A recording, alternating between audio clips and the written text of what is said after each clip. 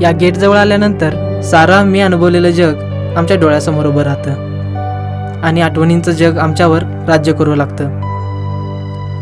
इथे उभे राहिल्यानंतर आम्हाला आमचा आठवतो कॉलेजचा पहिला दिवस.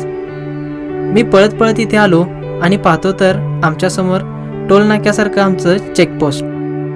आणि सांगायची गोष्ट म्हणजे जो माणूस राजारामियन म्हणून आयुष्य जगतो त्या माणसाच्या आयुष्यात हा कॉलेजचा चेकपोस्ट नित्याचाच असतो.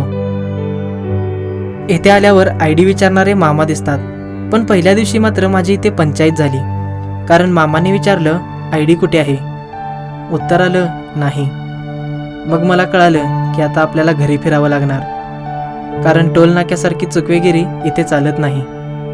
मग नाईलाजाने परत फिरताना हॉस्टेलचा मुलगा भेटला आणि त्याने मला माझ्या परत फिरण्याबद्दलची विचारणा केली.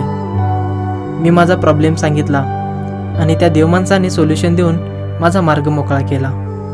अशा रीतीने पहिल्या दिवशी आमच्या हॉस्टेलच्या जवळच्या भिंतीवरून उडी मारून माझा अतिरेक्यासारखा प्रवेश झाला आणि आम्हाला आमचा पहिला मार्गदर्शक भेटला. अशाच पद्धतीने प्रत्येक राजाराम यांचा महाविद्यालयीन दिनक्रम कॉलेजचा चेकपोस्ट ओलांडूनच सुरू होतो. चेकपोस्ट ओलांडल्याबरोबर आपल्या सर्वांच्या निदर्शनास पडेल ते आपल्या बाळूमामाची चहाची टपरी.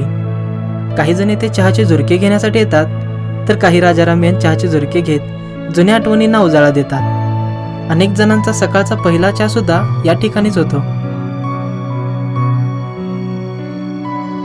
बाळूमामाच्या चहाच्या टपरीसमोरून दृष्टीस पडते ती आमची मुख्य इमारत. अतिशय शास्त्रोक्त पद्धतीने बांधलेली इमारत आमच्या महाविद्यालयाच्या इतिहासाचा मोठा साक्षीदार आहे. मेन बिल्डिंगच्या समोर कॉलेजचे मोठे ग्राउंड आहे. हे ग्राउंड फुटपाथनी वेढलेले आहे. या ग्राउंडवर प्रत्यक्ष खेळणाऱ्यांपेक्षा फुटपाथवर व कॉलेजच्या बाकड्यांवर बसणाऱ्यांची संख्या जास्त आहे. जणू काय सगळे बाक आणि फुटपाथ यांच्या नावावरच केले आहेत.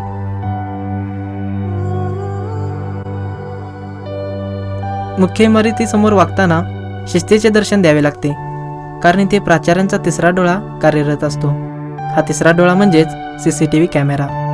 या इमारतीत सामावली आहे ती फॅकल्टी ऑफ आर्ट्स. इतिहास, मानसशास्त्र, भूगोल, राज्यशास्त्र आणि भाषा या विषयांचं ज्ञान देणाऱ्या शाखांचा समावेश.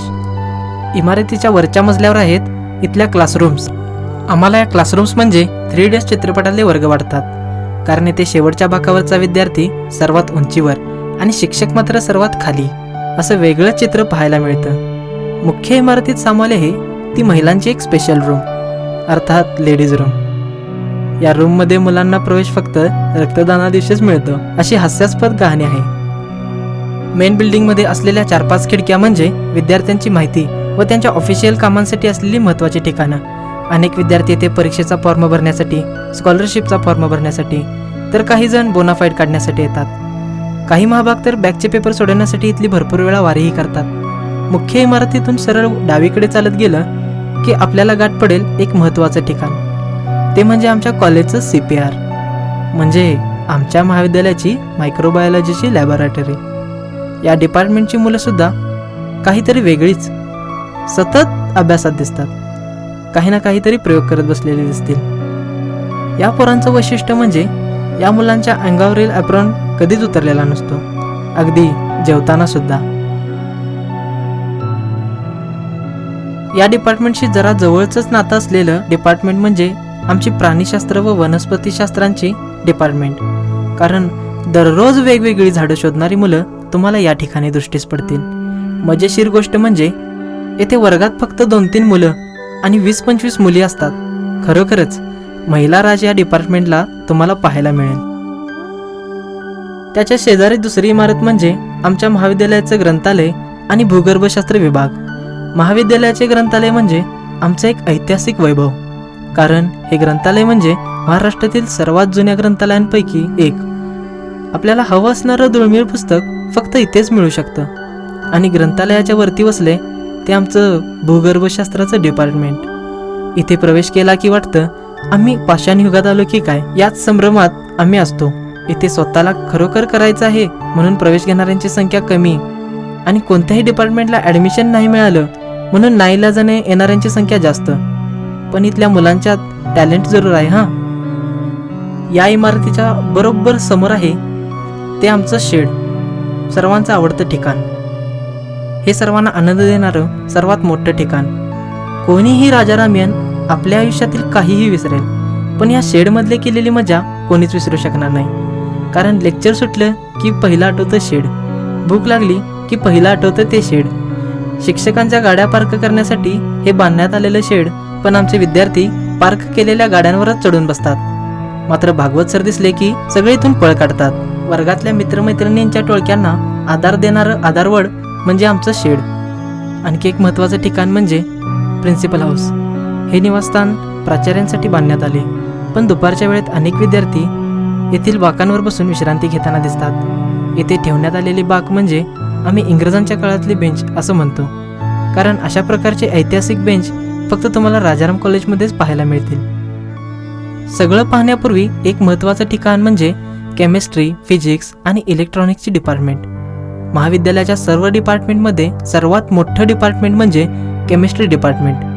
त्यामुळे हा विषय निवडण्यासाठी विद्यार्थ्यांची खूप धडपड असते. इथे आवड आहे म्हणून येणाऱ्यांपेक्षा केमिस्ट्रीला खूप स्कोप आहे म्हणून येणाऱ्यांची संख्या जास्त असते. पण लक्षात घ्यायची बाब म्हणजे इथे केमिस्ट्री शिकणाऱ्या पोरांचीच त्या विषयाशी केमिस्ट्री कधी जुळलेली नाही, त्यामुळे पोरांची पंचायत होते.